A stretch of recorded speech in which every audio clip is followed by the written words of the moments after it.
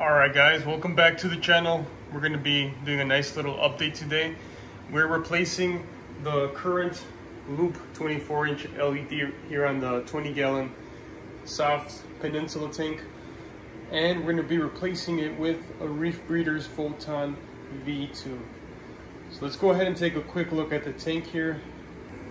Alright guys, so this is the 20-gallon soft Peninsula build so far. It's doing pretty good overall. It's been set up for about four to 5 months. I've been battling with a really persistent case of turf algae for the past 2 to 3 months. I've been keeping the nutrients in check, but the turf algae was slowly taking over. So I started dosing Vibrant about a month ago, and it's been slowly taking the algae back. But like I said, it's a really slow process. But as long as I keep the nutrients down and continue dosing, I feel the algae will eventually disappear. But yeah, it's a really persistent species of turf algae. So yeah, that's been the only challenge so far. Overall, the corals are doing pretty good. So anyway, the reason I'm replacing the light, this light isn't bad. It definitely works, and in my opinion, it's the best looking LED for a nano tank like this. It's a really slim profile, and low mounting height helps just keep the tank looking streamlined here, as you see. The reason I'm gonna go ahead and swap it out is the intensity. I really feel like this light is underpowered, even for soft corals. Now the zoas, I have about 6 to 7 different zoa frags here on this main rock, are usually closed up, and for sure it has to do with the hair algae that's bothering them, the turf algae. But I also feel that with more light, they'll have more strength, more nutrition, I guess, photosynthesis, to open up and battle away the algae. Like I said, it's pretty weird. Some of the zoas have no turf algae on them, while some of them are covered up. So this guy's closed up too. Yeah, I just feel the corals that are at the bottom lack, basically they lack color, or you can't see their color due to the weakness of this LED. So right now it's turned up at 100%, and you get this really white color to the tank. Let me take off the orange filter. Yeah, it's a really white look to it. I prefer a more bluish looking tank and more brightness to bring out the colors in the corals.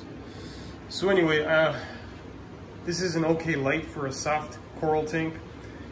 Or a fish only tank, it'd be an excellent light. You're gonna save a lot of money. But yeah, I found a good deal on the used Reefbreeders V2 24-inch model.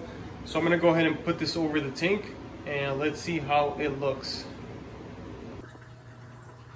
Alright guys, I'm gonna show you a really quick tour of the 75-gallon tank. So this is the look I'm going for in the tank downstairs. A more bluish daylight look. So yeah, I love this, the color spectrum I'm using right now. So with the more powerful LEDs, you can turn down the whites and max out the blues and still get a really bright, colorful tank. So we're doing this with the 2 AI hydras, and you can really see the color in the corals pop out. We have that torch back there.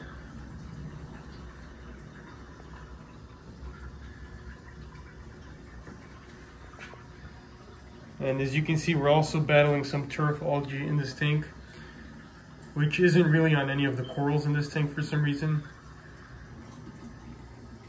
See, we've got the hammers here with really beautiful coloration, polyp extension, and they created that to the light.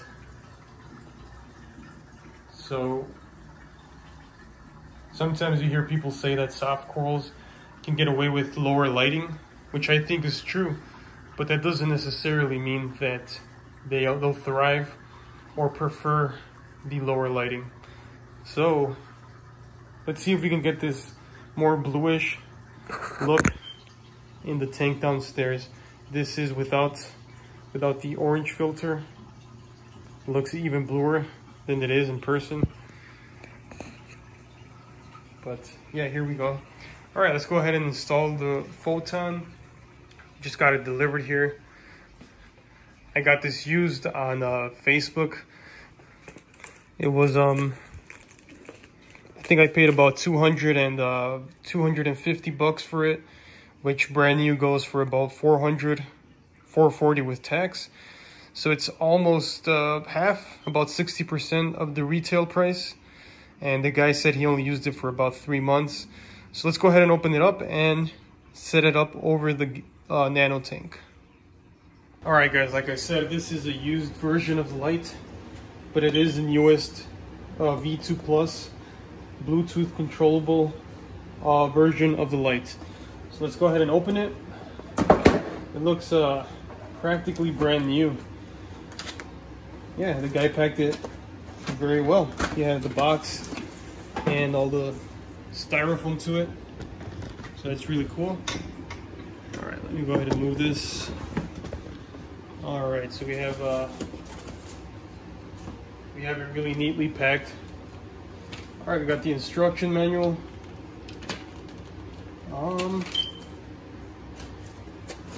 We've got our power strip. All right, this would be the hanging kit. I'm not sure if I'm gonna hang it eventually, but for now, I'm gonna definitely just mount it using the included mounting legs. All right, so we've got 4 of these mounting legs. This would be the base the light would actually sit on the aquarium. We've got hooks for the mounting and some screws here, some plastic screws.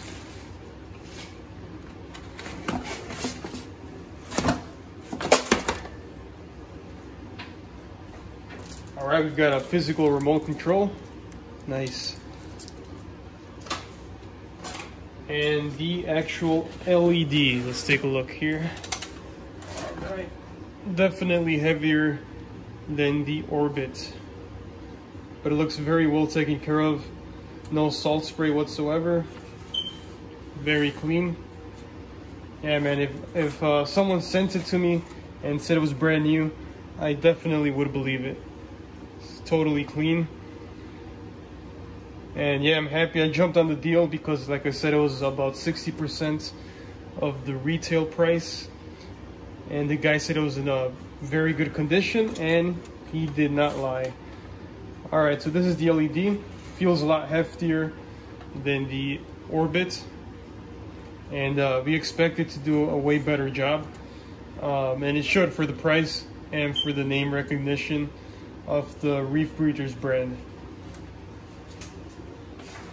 All right, so that's basically it. Let's go ahead and mount it. This is the way I'm gonna mount it for now, over the tank. All right, so let me set it up and I'll come back once that is finished. All right, guys, and here we are with the LED set up over the tank. All right, so first thing you notice right off the bat, it's way, way brighter than the Orbit. So I haven't even messed with the settings yet. This is just the way it started, and it's super bright.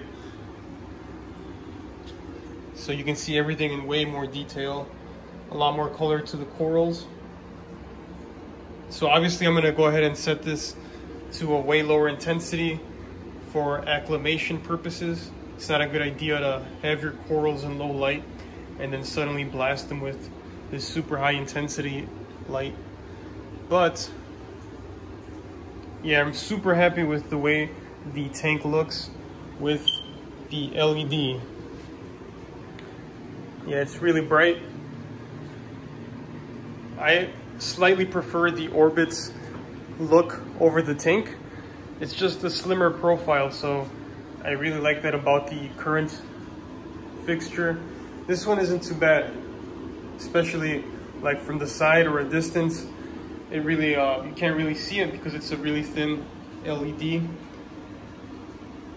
And yeah, it looks really nice. Not bad at all. So I'm gonna go ahead and take a few days to play around with the controller and set up my times. But yeah, just my first impressions. It's a way better light. Obviously it costs about twice the price if you were to go ahead and purchase the, both LEDs, you know, brand new. So this isn't a bad starter light. It gets the job done for a fish only tank.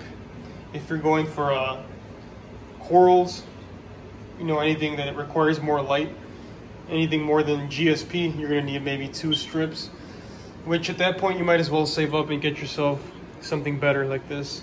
So yeah, really nice light. Okay, only downsides is it's probably harder to put a cover on your tank. So I'm gonna go ahead and just leave it without a cover. Let's keep our fingers crossed and hope nobody goes carpet surfing here. Let's hope the guys stay in the tank. And obviously it looks better without a cover, but people usually put them on if they have fish prone to jumping. And even a regular fish like clownfish will on rare occasions jump out of the tank and end up dead. So unfortunately with this light I have no option, so I'm gonna have to go rimless, or coverless I mean. As you see, it comes into the tank with the mount. Now I had a big issue here with the other side. If you can see here, there is a ridge from the first compartment, and the base was not going to fit centered because there was a big screw here which would have you know, overlapped here.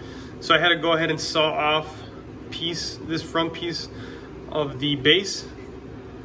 It was pretty easy, it's not too hard, it's plastic. So just grab a, you know, a simple table saw. I was able to saw up here into the side, and now it fits perfectly. Doesn't affect the stability at all because it's still screwed in from the right side and from both of these. So the light is pretty stable.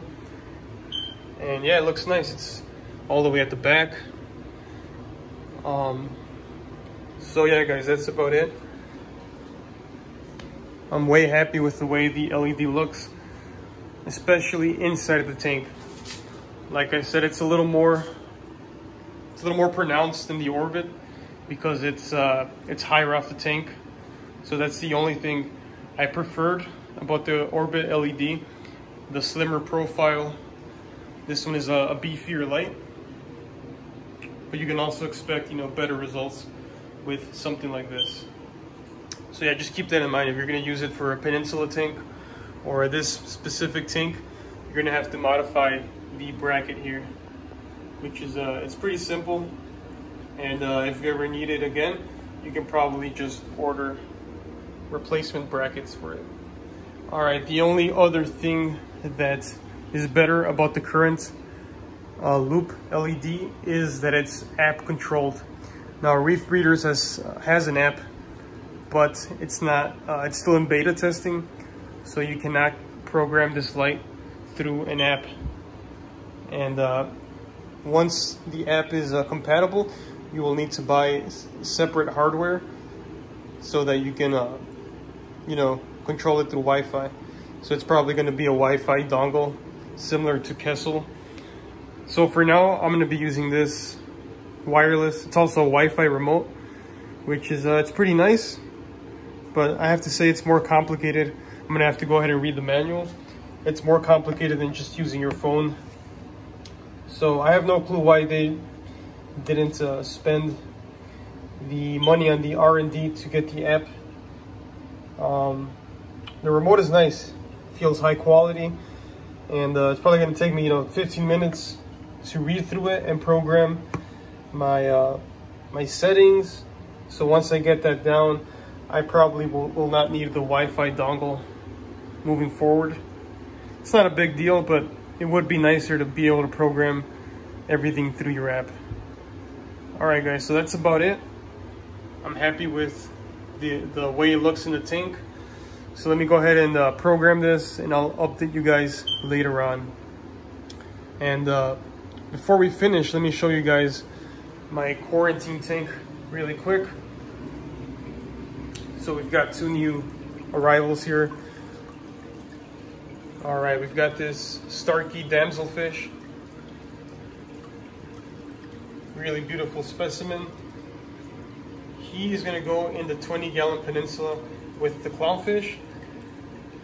So that's gonna be the 3rd and last member of that tank. And hiding over here, we have a flame hogfish. Where is he? All right, he got camera shy, and he's gonna go up there in the 75-gallon. So these guys have been here for over a week now, almost 2 weeks. They've been treated with ProziPro, so they should be parasite free. Two doses, and they just started copper power, so they'll be here. They'll be in here for about 15 more days, and after that, I'm going to transfer them over to a sterile, a second sterile quarantine tank for another week of observation before I put them into their respective tanks. All right, so that's about it. If you guys want any tips on how I quarantine, let me know here in the comments, and I'll see you guys in the next video. Thanks for watching.